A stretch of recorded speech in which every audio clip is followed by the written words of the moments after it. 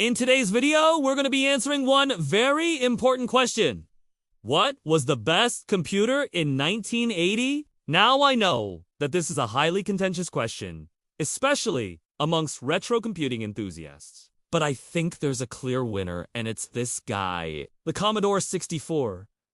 The C64 was first released in August of 1981, so it just barely sneaks into the year in question. It had a 1 MHz CPU, 64 kilobytes of RAM, and a whopping 2 megabytes of disk storage. This was enough to make it the most popular home computer in the world for 3 years straight between 1982 and 1985, with more than 17 million units sold worldwide. But its main competitor wasn't too shabby either. The Apple IIe, which was released at the end of 1983, had a faster 2 MHz CPU, doubled the memory at 128 kilobytes, and even more disk space at 5 megabytes. And it went on to become the best-selling personal computer of all time, with more than 50 million units sold. So, how on earth can I say that the Commodore 64 was the better machine, when the Apple II clearly outsold it by 3-1? Well, it's not quite that simple. Let us take a look at the strengths and weaknesses of both computers to see which one really was better. Now let's start out with the Apple II.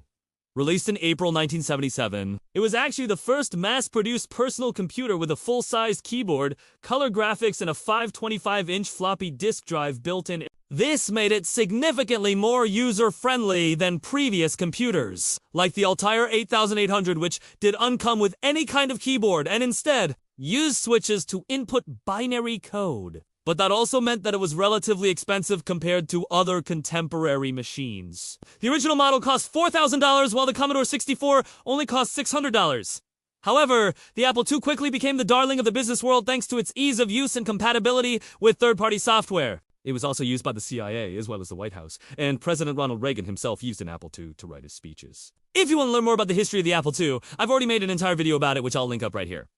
What about the Commodore 64, though? Well, it was quite different. Commodore had focused on making their computers affordable and accessible to regular consumers rather than businesses. As a result, they were much cheaper than the Apple.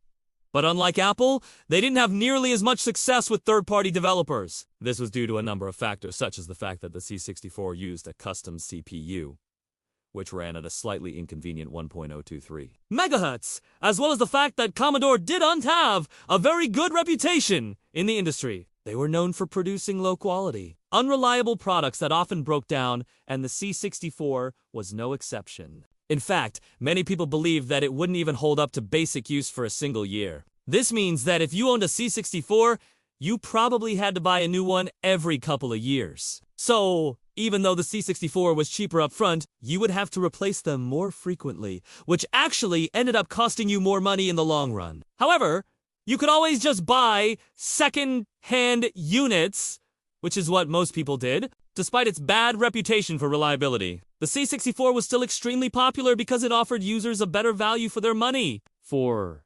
$600. You got a computer with double the memory and twice the processing power of the original Apple II.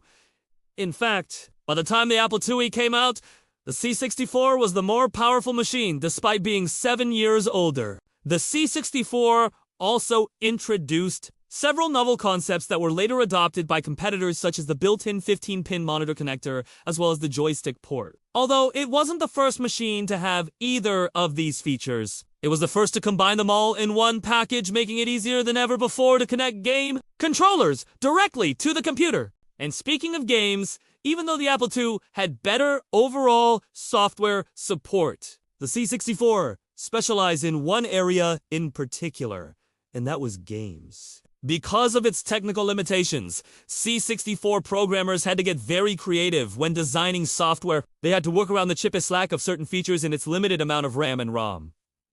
As a result, C64 games tended to be more innovative and technically impressive than their Apple II counterparts. Plus, the C64 was marketed almost exclusively towards gamers, whereas the Apple II was marketed towards businesses. Because of this, the vast majority of C64 games were excellent, whereas the vast majority of Apple II games were not. Some of the most popular games of all time were released on the C64, including the first 3 games in the Where in the World is Carmen series, The Oregon Trail, Impossible Mission, Summer Games, Winter Games, Maniac Mansion, The Last Ninja, and perhaps most famously of all, Zork 3, which pushed the limits of the machine by using every last bit of available memory to create a massive text-based adventure game. These sorts of games simply weren't possible on the Apple II, and even if they were, there would have been very few people who could afford to buy them. This is because Apple charged much higher prices for their software than Commodore did.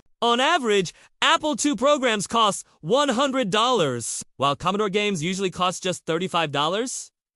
It was a similar story when it came to peripherals. Commodore sold a wide range of joysticks, printers, external storage devices, and even a handheld C64 for $100 less than the official Apple II version. Of course, this meant that third-party manufacturers had less incentive to produce hardware for Commodore since they would make less profit. But it meant that whatever hardware did exist was cheaper. Even the C64's notorious reliability issues were actually a blessing in disguise. Since it was so common for them to break down, a whole industry sprang up around repairing them. You could take your busted C64 to a local electronics store, and they would fix it up for you for a small fee. In some cases, they would even upgrade your computer while they were at it. This meant that it was actually very easy to extend the life of your C64 and keep it running for many years. Ultimately, the C64 and the Apple II were very different computers designed for very different audiences. The Apple II was great for businesses and power users who wanted to play around with things like programming and writing BASIC. It was reliable, versatile, and compatible with tons of third-party software. The Commodore 64,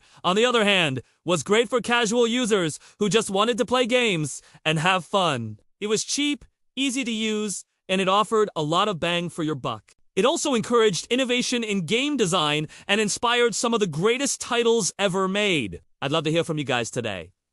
Which of these computers do you remember fondly? Or maybe you have fond memories of neither and would rather talk about something else entirely. Just remember to be respectful and kind to one another because we're all friends here. And please don't feed the trolls. And with that said, thank you so much for watching. I hope you learned something new. And I will see you in the next video.